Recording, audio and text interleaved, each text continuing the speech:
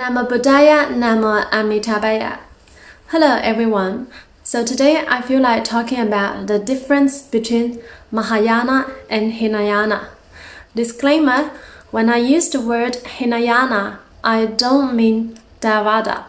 In this video, when I use the word Mahayana or Hinayana, I don't actually refer to any particular branch of Buddhism, but rather I'm talking about the mindset of the practitioners. So Buddha Dharma is in fact one.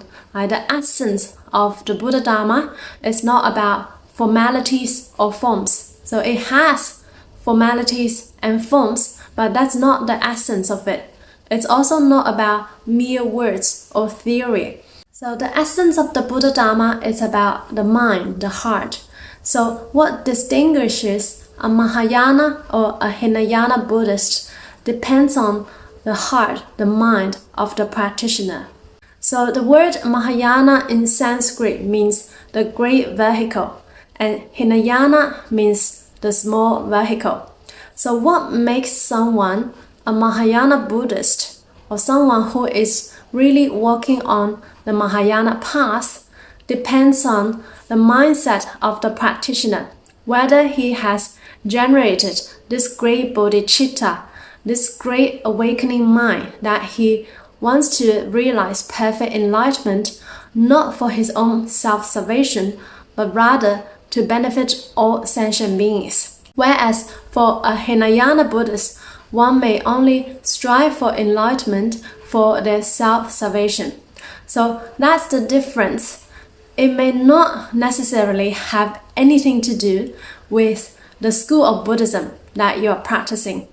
For instance, someone who may be practicing a form of Mahayana Buddhism, such as Chen or Zen or Pure Land, but he does not have this bodhicitta. He has not given rise to this great awakening mind to benefit all sentient beings yet.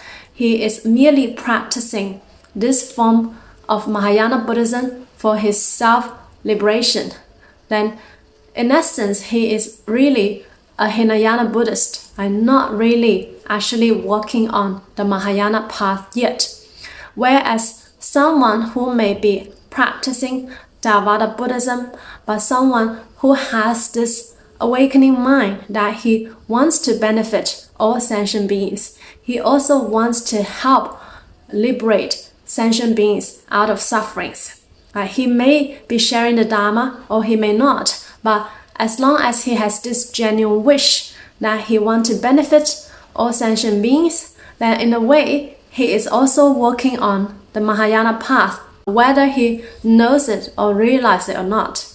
So the difference between Mahayana and Hinayana Buddhist does not lie in the particular school that you practice. It entirely depends on your mindset, your attitude, whether you have this big heart that you want to benefit all sentient beings, whether you want to help liberate all sentient beings out of sufferings. Maybe we don't have the capacities yet, but it doesn't matter. For someone who generates bodhicitta, even if you don't have the capacities to help anybody yet, but at least if you have this genuine wish, genuine desire that you want to benefit all sentient beings, then this is also bodhicitta.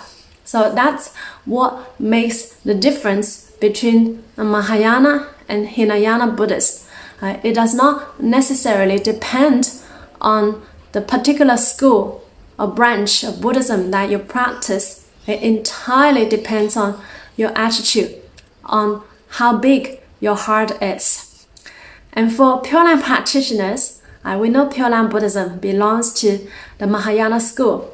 So it's also important for Pure Land practitioners to know that we want to attain rebirth in Amitabha Buddha's Pure Land, not only for our own salvation. So going to the Pure Land is not an escape, but rather is this great Dharma university for us to enhance our abilities, for us to be truly awakened, to be enlightened, at least to the stage of non-regression, or to realize the perfect Buddhahood so we can come back to this world or to go to other worlds in the 10 directions to help save sentient beings. Of course, it can be quite difficult for some people to generate bodhicitta, because for some people to even think about wanting to liberate all beings out of suffering, this seems like such an arduous task, like mission impossible, right?